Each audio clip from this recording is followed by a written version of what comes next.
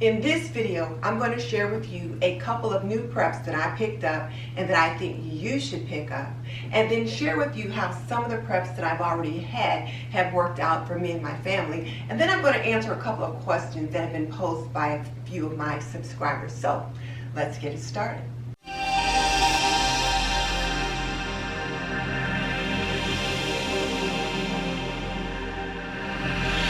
So we'll start with the new items first, particularly because as soon as we're done with this video, I'm going to make this for my husband and I for lunch. So I picked up this jar of Ramos made for home Italian style chicken noodle soup.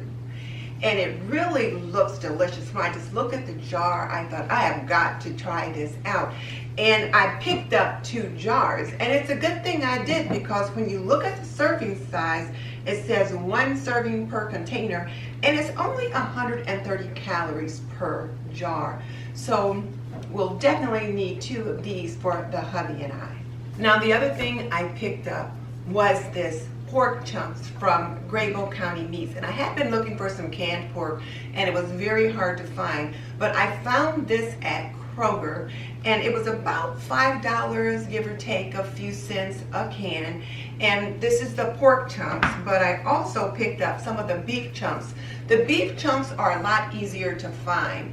Typically when you go, they will have chicken, they will have beef, but the pork is not easy to come by. And then one that I really am loving is this cooked ground beef, and I can hardly ever find it when I go to the grocery. I've only been able to find it twice. So, and then when I did, there was only like 1 can on the shelf, and I grabbed it. Now, where can you find this? Well, first of all, Graybull Country Meats is not very far from the city in which I live, but you can find them online, and Kroger sells them, Meijer sells them, and there are a few other stores that do carry them, so you can definitely find them online. And I'll put a couple links in the description box below for you if you want to try to access them. Now, let me just tell you, I have used the cooked ground beef once, and it was delicious.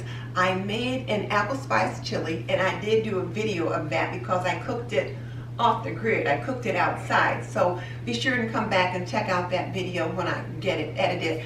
But it really was delicious. It's a little softer, because what I find is that canned meat is a little softer than meat that you cook that's fresh.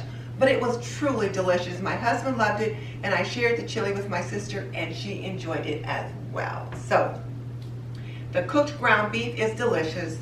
And then you can definitely check out the ground pork, and not the ground pork, but the pork chunks and the beef chunks. And oh, I also used one of the cans of chicken, and I only had 1 can of the whole chicken, but there was about 1.5 pounds of chicken in the can. It was a big can. It was about that big, a whole chicken. So you had your white meat and your dark meat, no bones, but the whole chicken.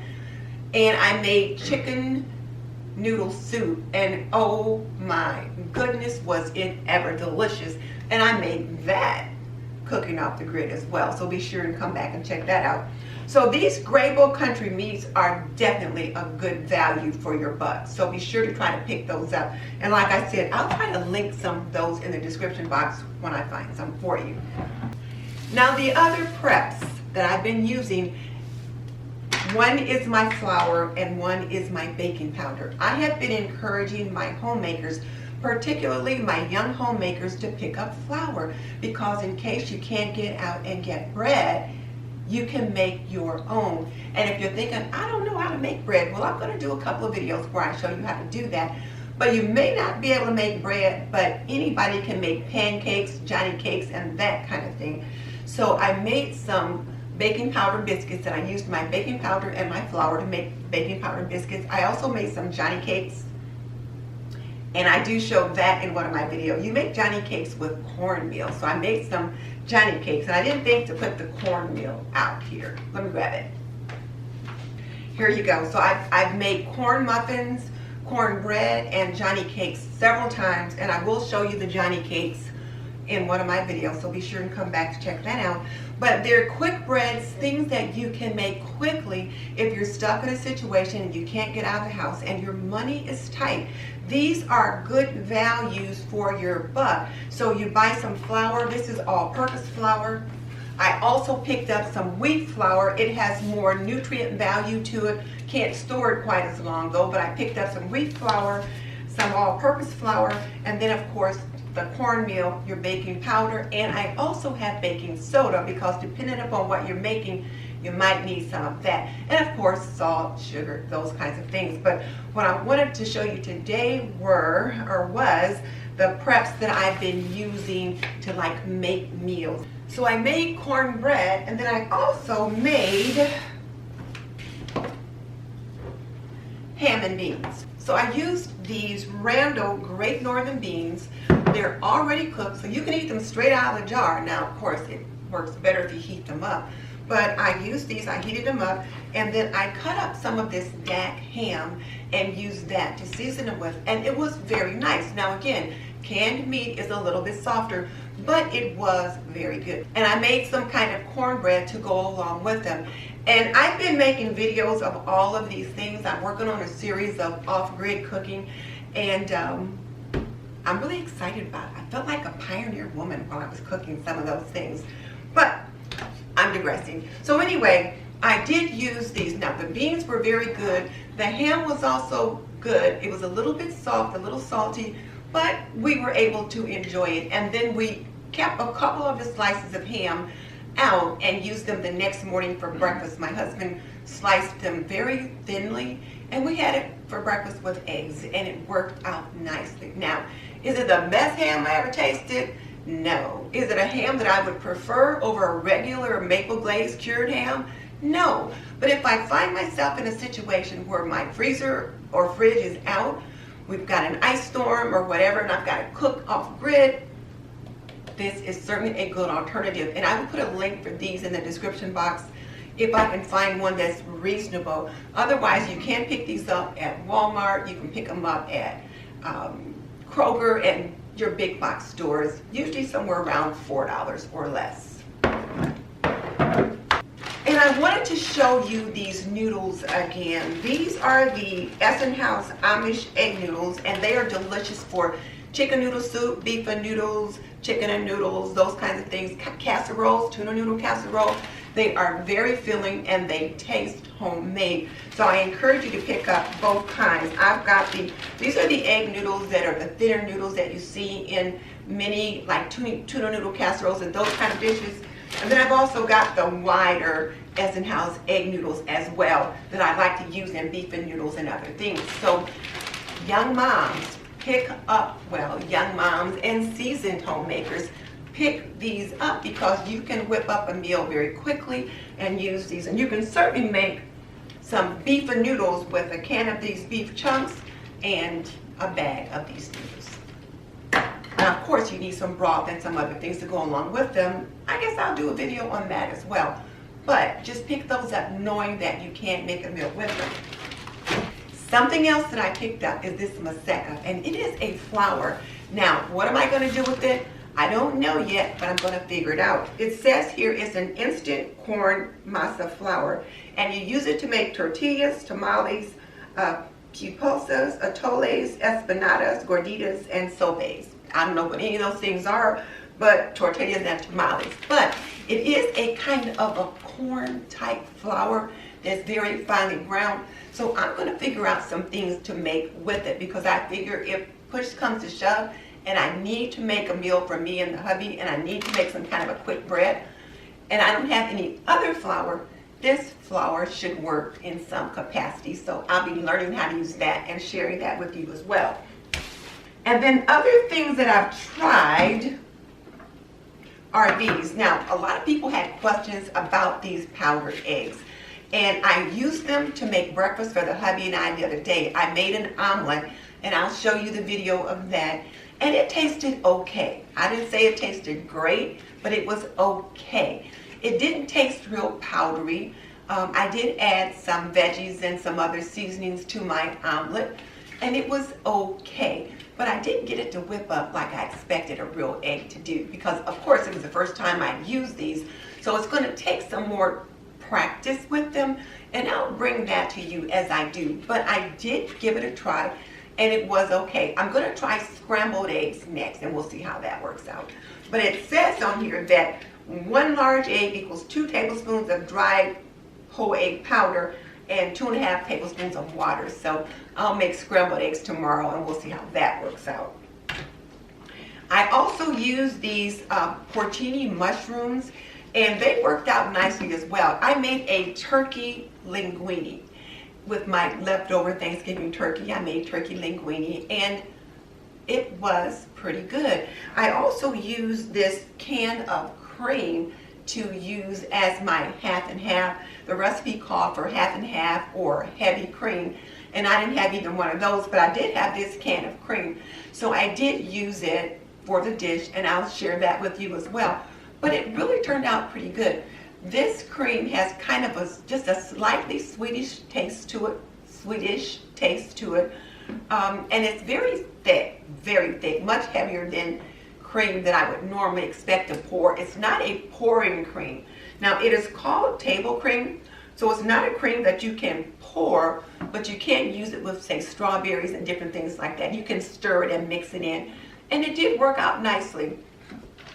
And the mushrooms, I'm so glad I read the instructions on the mushrooms before I got started with the recipe, because first of all, you need to clean them. And I cleaned them by rinsing them, but then once you clean them, you have to let them soak for 30 minutes in a bowl of water so they plump up, and then they're ready to use. And they were delicious. They've got a really strong mushroom flavor, and they worked out well in the turkey tetrazzini. I said turkey linguine before, I meant turkey tetrazzini. They worked out well in the turkey tetrazzini. So I really enjoyed using those preps. Oh, and I almost forgot, this is another brand of cooked ham that I found. I think I got this at either Walmart or Target, I'm not sure. But I did pick it up at the local grocery, and I have not used it yet, but I anticipate it will be similar to the DAC ham. Now I'll answer a few questions that people have posed. Let me get this stuff put away, and then I'll come back with the Q&A. So now I have a few comments or questions that I want to address. And the first one comes from Catherine Jones, and she is a new subscriber, and her question is this. She says, "Hi Denise, I'm new to your channel and have a question. You have mentioned in this video that some things you will freeze before you store them, rice, etc. If you are not storing them in the freezer, how will you store them long term?" And so what I explained to her is that I will put them in the freezer for a week or so to let them freeze, to kill off any bugs or larvae that might be in there. Take them out, let them thaw out. If any eggs are in there, they can hatch, and then put them back in there again. And then I will either store them in rice jars or in a Mylar bag. Let me show you an example of that. So here's a Mylar bag of black-eyed peas that I put into Mylar bags for long-term storage, and then here are some grits that I've got in a glass jar that I'm using for long-term storage or using them as we go. So that's those.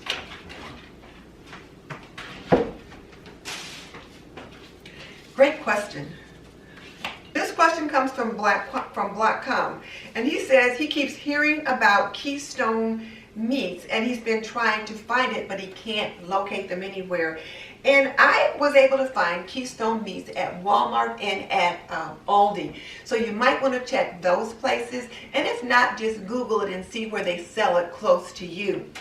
And then I got another comment on that same video from Rapello, and he says Keystone meats, and he says the beef and chicken Keystone meats are great, but avoid the ground beef. He said it tasted like dog food and didn't smell very good. So Rapello did not like the ground beef in the Keystone meat.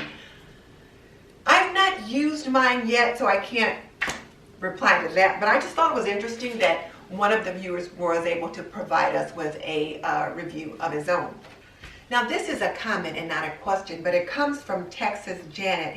And I had mentioned that I had picked up some bags of Fideo, and they're little kind of really skinny pasta. They look almost like spaghetti, but it's a lot smaller and they look cut up. But this is what they look like. They come in little bags, and I picked those up at Kroger in the Hispanic food sections. Fideo and vermicelli and some other little pastas are very popular in the Hispanic culture, and the bags were like really inexpensive, just 25 or 35 cents a bag. So I picked up several.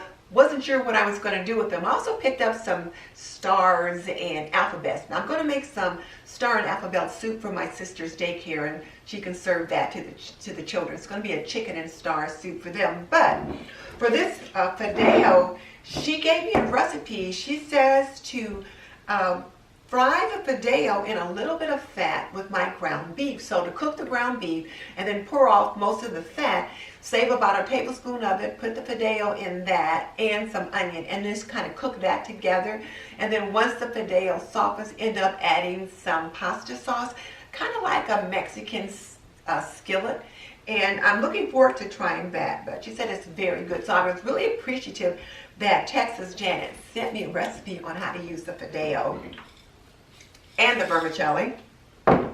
So this particular comment comes from 999 Man, and he said a friend of his clued him in to pouring Dinty-Moore beef stew over rice. It made a very flavorful and filling meal. So here's a can of Dinty-Moore beef stew, and you just heat it up, and you can just pour it over a bed of rice. And my husband likes this ready rice. You can put it in the microwave and it's done in 90 seconds. So if you really need a quick meal, you can just heat up the beef stew, heat the rice, pour the rice over it, and it's very good. And we have eaten the Dinty-Moore beef stew as well as this ready rice, and both are very, very good.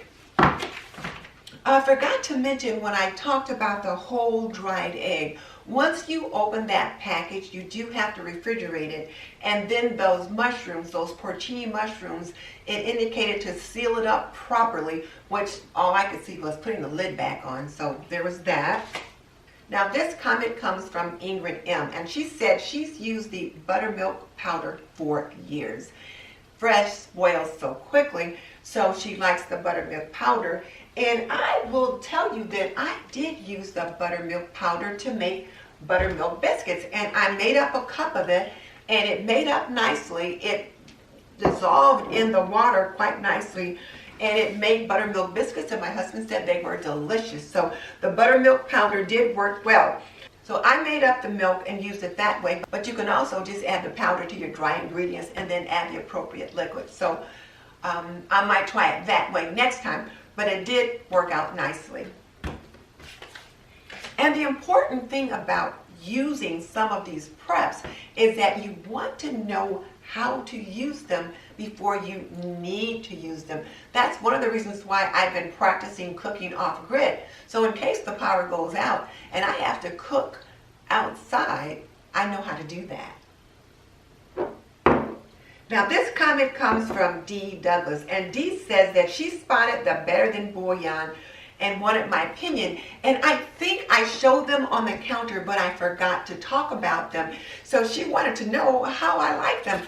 I love them. I use the Better Than Bouillon chicken all the time when I'm making chicken noodle soup. If I'm making anything that requires chicken broth, this is delicious. And then when I made the beef stew in my cast iron Dutch oven over an open fire, I must say, I also used some of this Better Than Bouillon beef, and it made up nicely. And for that same recipe, I needed a quart of beef broth, and so I used this beef flavored broth, which I picked up from Dollar Tree. And when I grabbed it, I didn't realize it was beef flavored, but by the time I got it home, it was home.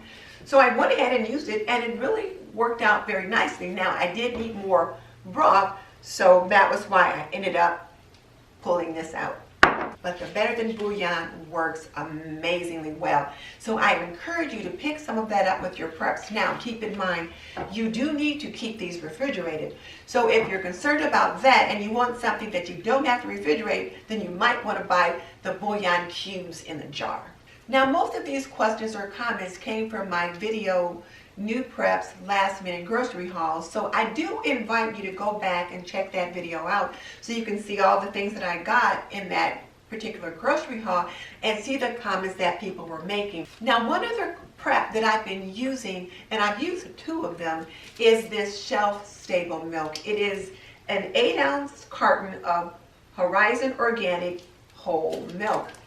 And I used it one day. We didn't have any milk in the fridge, and I needed something real quick, so I only needed a small amount, so I just grabbed one of these.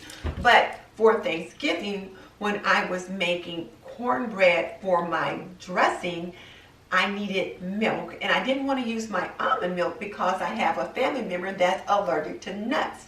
So I used one of these 8-ounce cartons to make the cornbread, and it worked out perfectly. And the nice thing about these small containers or small cartons is that you typically use up the whole carton when you open it. So you don't have to worry about refrigeration because you use it all up. However, if you don't use the whole carton, you will need to refrigerate it, but you don't need to refrigerate it until you open it. So these are nice. And you can pick up quart-sized cartons of milk about this size of the shelf-stable milk. So I do encourage you to get some of that. Now, this particular comment comes from Edith Helbert, and she was concerned by all of the high sodium content foods. And particularly, she was looking at the canned chili and the cooked ham and so many other canned goods. And she said, isn't sodium or salt content a concern? How do you balance that? And so what I replied to her was this. This is not how we eat all the time. Now, for these canned chilies and things like that, the hubby might grab those and have those for lunch, but not every day. I typically make meals, and we will eat those meals and also have those for leftovers. However, I'm encouraging you to pick up canned items for your prep pantry so that in case there's a situation where your power is out and you have to cook off grid for whatever reason, you've got something that you can quickly open up and make a meal.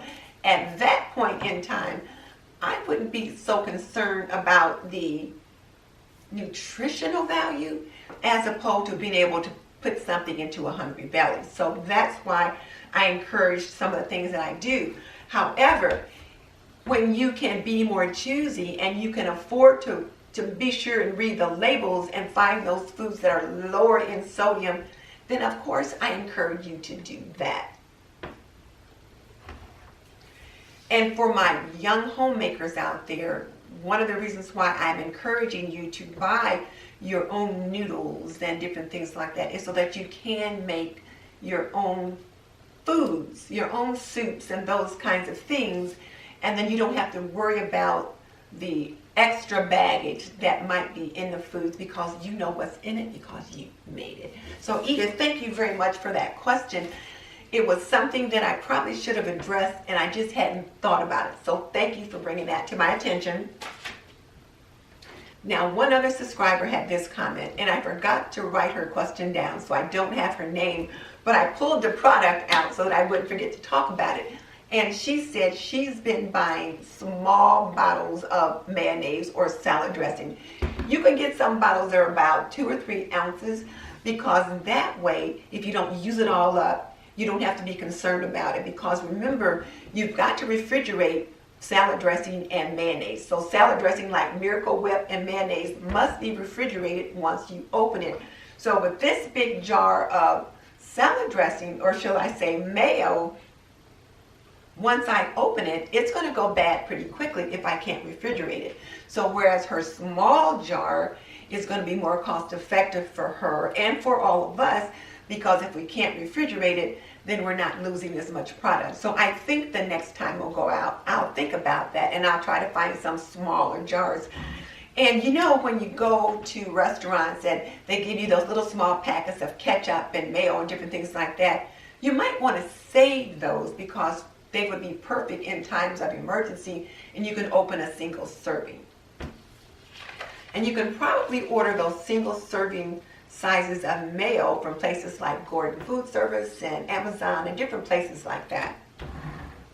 And this comment is probably the most important one, and it is from Molder Man, and he says, I like how you say you buy what you and your hubs like, and that's important.